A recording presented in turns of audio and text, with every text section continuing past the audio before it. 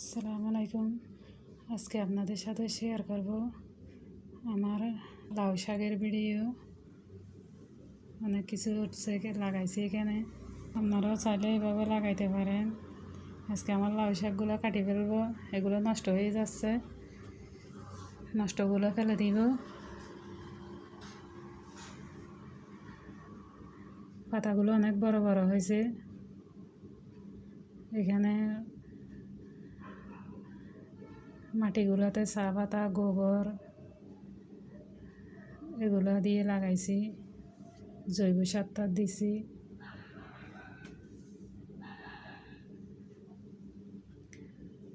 একটা সিজার দিয়ে কাটিয়ে ফেলতেছি, এটা গাছটা রাখি দিব। এখান থেকে আরও অনেকবার খাওয়া যাবে, এই জন্য গাছটা রাখি দিব। আমি এখানে এরকম লাগাই নুন ইলিশ মাছ রান্না করি, চাপা শুটকির বড়া রান্না করি। আপনারাও চাইলে এরকম লাগাইতে পারেন। নিজে লাগাই নিজে এগুলা কাটতে রান্না করতে অনেক ভালো লাগে, সবাইকে খাওয়াতে অনেক ভালো লাগে। দেখেন পাতাগুলো কত বড় বড় হয়েছে। এগুলা লাউ গাছের ডগাটা অনেক বড় হয়ে গেছে, কাটি ফেলতেছি। জানলার এদিকে ঢুকে যাচ্ছে, আমার মায়া লাগতেছে কাটতে, কিন্তু কাটি ফেলাইতে হচ্ছে। এখানে বড় জায়গা নাই, এই জন্য কাটি ফেলতেছি।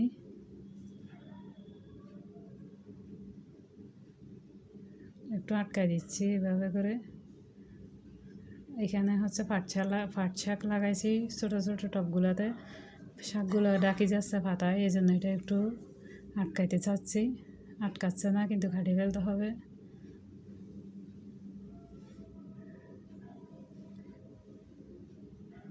আজকে পাটেন্না শাক, গিরমিতিতা শাক, হেলেঞ্চি শাক সবগুলো মিশিয়ে এগুলো রান্না করব।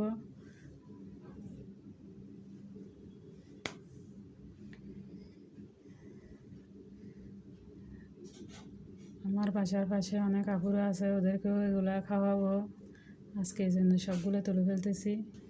এগুলা বেশি করে রসুন দিয়ে, আলু চটকা দিয়ে, পেঁয়াজ কুচি দিয়ে তেলে ভাজি রান্না করলে অনেক ভালো লাগে। এটা একটা হেলেঞ্চি শাক, শুধু একটা লাগাইছিলাম বাজার থেকে, অন্য রকম শাক আনছিল, এগুলোর মধ্যে একটা হেলেঞ্চি শাক পাইছি, এটা লাগাইছি। এটার থেকে দেখেন অনেকগুলো হেলেঞ্চি শাক হয়ে গেছে। হেলেঞ্চি শাক একবার লাগালে হয়, এগুলো আর যায় না। এই পুদিনাগুলো এখানে লাগাইছি, এখান থেকে ঝালমুড়ি খাইতেও পারি। আমার শাকগুলো কাটি বাসার ভিতর ঢুকে ফেলছি, মায়া লাগতেছে, এগুলো দেখে দেখে সুন্দর লাগতেছে। সব মিশালি শাক, গন্ড শাক রান্না করবো এগুলো দিয়ে। এগুলো গ্রামের থেকে তুলতে অনেক ভালো লাগে, কিন্তু এখন আমার বাসার সামনে হয়ে গেছে, এখন তুলতে ভালো লাগছে অনেক। গ্রামের থেকে আরও ভালো লাগছে নিজে করে, নিজে এরকম বাসার সামনে। আসলে এগুলো আমাদের বাড়িতে অ্যাভেলেবেল পাওয়া যায়, গ্রামে গঞ্জে এগুলো অনেক, কিন্তু এখানে বাসার সামনে তো এরকম আর পাওয়া যাবে না। এগুলা দেখতেও ভালো লাগে, আবার খাইতেও ভালো লাগে। শাকের সাথে মিশিয়ে দিলে শাকগুলো নরম নরম হয়।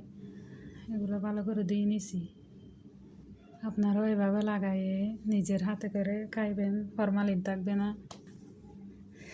আপনাদেরকে আমার ভিডিওটা আবার দেখাচ্ছি, আমার ভালো লাগছে এগুলা, এই জন্য।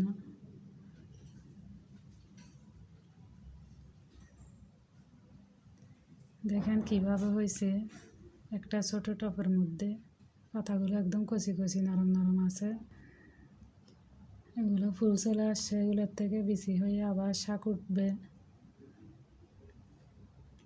পাতাগুলো দেখেন কত বড় হয়েছে।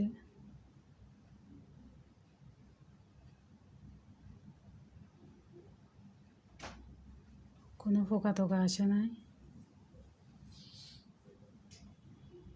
একদম কচি কচি।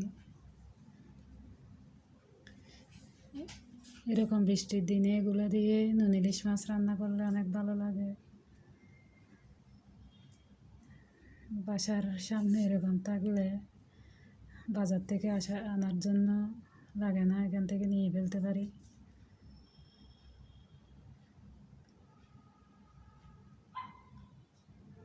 একদম ফরমালিন মুক্ত, এখানে তো ঢাকা শহরে এগুলা ফরমালিন মুক্ত শাকগুলা পাওয়া যায় না, কোনো শাক সবজি ফরমালিন মুক্ত পাওয়া যায় না। নিজের করে খাইতে পারলে এগুলো ফরমালিন মুক্ত হয়।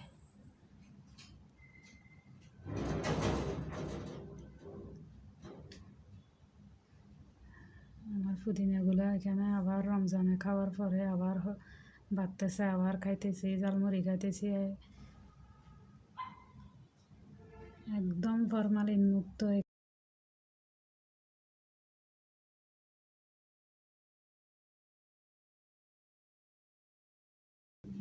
আমার ভিডিওটা ভালো লাগলে শেয়ার করবেন, কমেন্টস করবেন, ভিডিওটা কেমন লাগছে জানাইবেন, আমাকে উৎসাহ করবেন আমি যেন আরও ভিডিও করতে পারি, এরকম গাছগুলা লাগাইয়ে সবাইকে খাওয়াইতে পারি। এগুলোর থেকে ঝালমুড়ি করলে অনেক ভালো লাগে। ছাদে অনেকগুলো আছে, ছাদে যাইতে ইচ্ছে না করলে এগুলোকে নিয়ে ফেলি।